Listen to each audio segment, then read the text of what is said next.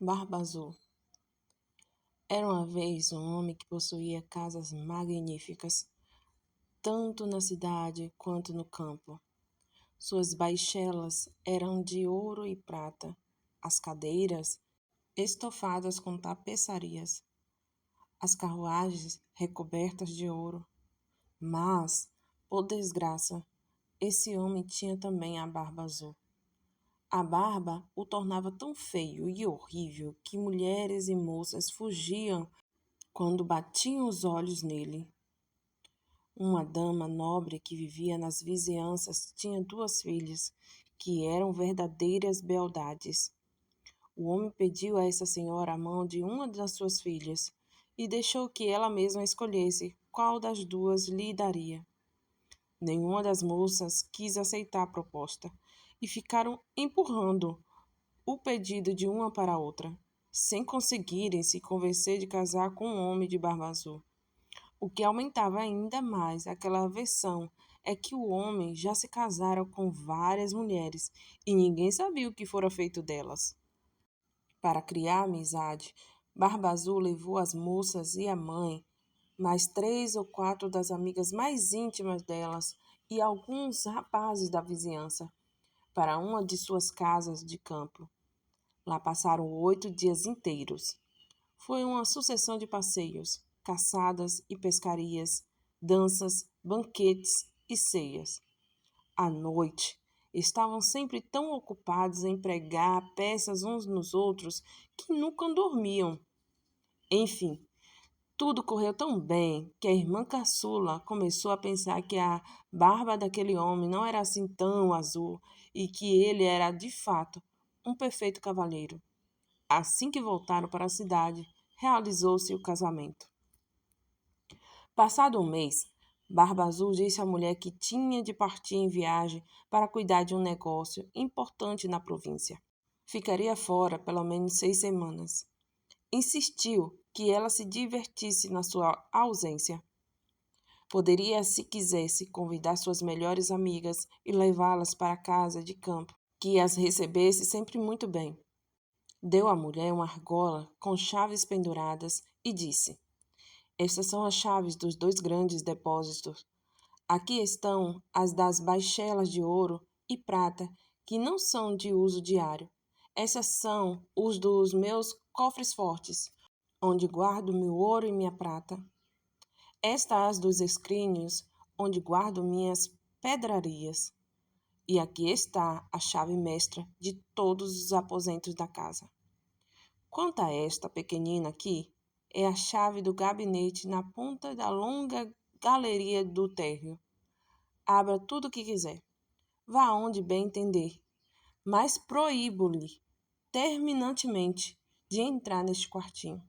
E se abrir uma fresta que seja dessa porta, nada a protegerá da minha ira. A esposa prometeu cumprir exatamente as ordens do marido. Barba Azul lhe deu um beijo de despedida. Entrou na carruagem e iniciou sua viagem. As vizinhas e as amigas da jovem recém-casada não esperaram convite para ir visitá-la. Tal a impaciência delas em ver os esplendores da casa. Não haviam ousado ir lá enquanto o marido estava em casa, assustadas por sua barba azul. Sem perder tempo, começaram a explorar os quartos, gabinetes, guarda-roupas, cada um mais belo e suntuoso que o outro. Depois subiram para ver os depósitos e ficaram pasmas diante do número e da beleza das tapeçarias, camas, sofás, cristaleiras, mesas de vários formatos. Havia espelhos em que a pessoa podia se ver da cabeça aos pés. Alguns espelhos tinham moldura de vidro, outros de prata ou de vermil, mas todos eram os mais belos e os mais magníficos que já se tinha visto. As convidadas não paravam de exagerar e invejar a felicidade da amiga. Esta, no entanto, não estava se divertindo nada em ver todo aquele luxo, pois estava ansiosíssima para abrir o gabinete do térreo. Estava tão atormentada por sua curiosidade que, sem lembrar que era grosseiro abandonar suas amigas, desceu por uma escadinha secreta e tão depressa que, por 2 ou 3 vezes, achou que fosse cair. Ao chegar à porta do gabinete, parou por um momento, pensando na proibição do marido e considerando que podia lhe ocorrer uma desgraça caso desobedecesse. Mas a tentação era grande demais. Não pôde resistir a ela e, tremendo, pegou a chavezinha e abriu a porta. De início não conseguiu ver coisa alguma, pois as janelas estavam fechadas. Após alguns instantes, começou a perceber que o assoalho estava todo coberto de sangue, coagulado, e que naquele sangue se refletiam os cadáveres de várias mulheres mortas e penduradas ao longo das paredes. Eram todas as mulheres que Barba Azul desposara e degolara, uma depois da outra. Pensou que ia morrer de pavor e, ao puxar a chave da fechadura, ela caiu da sua mão.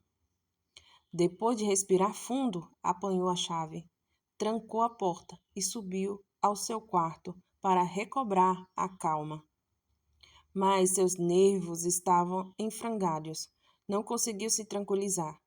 Notando que a chave do gabinete estava manchada de sangue, esfregou-a 2 ou 3 vezes, mas o sangue não saiu. Tentou lavá-la e esfregá-la com areia e saibro também, mas não saía o sangue, pois a chave era encantada e não havia meio de remover aquela mancha. Quando se conseguia limpar o sangue de um lado da chave, ela reaparecia do outro. Barba Azul chegou de sua viagem naquela mesma noite, dizendo que o caminho recebera cartas lhe informando que o negócio que exigira sua presença fora concluído de maneira vantajosa para ele. Sua esposa fez tudo o que pôde para demonstrar que estava radiante com seu rápido retorno. No dia seguinte, ele pediu as chaves de volta e ela as devolveu, mas com uma mão tão trêmula que ele adivinhou facilmente tudo o que acontecera. Por que a chave do gabinete não está com as outras? Ele perguntou. Com certeza, eu a deixei lá em cima, sobre a minha mesa. Não deixe de devolvê-la logo mais, disse Barba Azul. Após várias desculpas, ela teve de trazer a chave. Depois de examiná-la, Barba Azul pegou a mulher. Por que a chave está manchada de sangue? Não tenho a menor ideia, respondeu a pobre mulher, mais pálida que a morte. Não tenho a menor ideia? Replicou Barba Azul. Mas eu tenho. Você quis entrar no gabinete. Muito bem, senhora. Entrará nele e tomará seu lugar junto às damas que lá viu. Ela se jogou aos pés do marido, chorando e pedindo perdão, demonstrando um arrependimento verdadeiro por não ter sido obediente. Teria comovido um rochedo, bela e desesperada como estava. Mas Barba Azul tinha um coração mais duro que um rochedo. Tem de morrer, senhora, ele lhe disse, e imediatamente. Já que tenho de morrer, ela respondeu, fitando com os olhos banhados de lágrima. Dê-me só um tempinho para eu fazer minhas preces. Dou-lhe um quarto de hora, disse Barba Azul, mas nem um segundo a mais. Quando ficou sozinha, ela chamou sua irmã e lhe disse, minha irmã Ana, pois era assim que ela se chamava. Suba no alto da torre, eu lhe peço, e veja se meus irmãos estão chegando. Eles me prometeram que viriam hoje. Se os vir, faça-lhes sinais para que se apressem. A irmã Ana subiu ao alto da torre e, de vez em quando, a pobre desesperada gemia. Ana, minha irmã Ana, não está vendo chegar ninguém? E a irmã Ana respondia, só vejo o sol coruscante e o capim verdejante. Então Barba Azul, com um grande cutelo na mão, gritou para a mulher a plenos pulmões, desça já, ou subirei aí. Um momento, senhor, por favor. A mulher lhe respondeu e logo perguntou baixinho: Ana, minha irmã, não está vendo chegar ninguém? E a irmã Ana respondeu: Só vejo o sol coruscante e o capim verdejante. Trate de descer depressa, gritou Barba Azul, ou subirei aí. Já vou, respondeu a mulher e implorou. Ana, minha irmã, não está vendo chegar ninguém? Estou vendo, ela respondeu. 2 cavaleiros que vêm para este lado, mas ainda estão muito longe. Deus seja louvado, ela exclamou um instante depois. São os meus irmãos. Estou fazendo todos os sinais que posso para que apressem. Barba Azul se pôs a gritar tão alto que a casa toda tremeu. A pobre mulher desceu e foi se jogar aos pés dele, debulhando-se em lágrimas, toda descabelada. Isso não adianta nada, disse Barba Azul. Você tem de morrer. Agarrando-a pelos cabelos com uma das mãos e com a outra erguendo o cutelo no ar, estava pronto para lhe cortar a cabeça. A pobre mulher, voltando-se para ele, com os olhos moribundos, suplicou que lhe desse um momento para se preparar. Não, ele respondeu. Recomende a alma a Deus. E erguendo o braço. Nesse instante, bateram a porta com tanta força que Barba Azul ficou simplesmente paralisado. A porta foi aberta e logo viram entrar 2 cavaleiros que, empunhando a espada, correram diretamente para Barba Azul. Reconhecendo os irmãos de sua mulher, um dragão e o outro mosqueteiro, ele saiu correndo para salvar sua pele. Mas os 2 irmãos o perseguiram tão de perto que o agarraram antes que conseguisse chegar à escada. Atravessaram seu corpo com suas espadas e o deixaram cair morto. A pobre mulher, quase tão morta quanto o marido, nem teve forças para se levantar e abraçar os irmãos. Aconteceu que Barba Azul não tinha herdeiros e que assim sua mulher continuou na posse de todos os seus bens.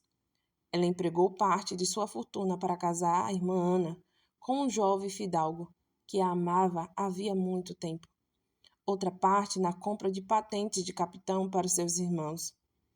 E o resto no seu próprio casamento com um homem muito direito que a fez esquecer o que sofrera com Barba Azul. Moral. A curiosidade, apesar de seus encantos, muitas vezes custa sentidos prantos. É o que vemos todo dia acontecer. Perdoe-me, as mulheres, esse é um frívolo prazer. Assim que o temos, ela deixa de o ser, e é sempre muito caro de obter. Outra moral.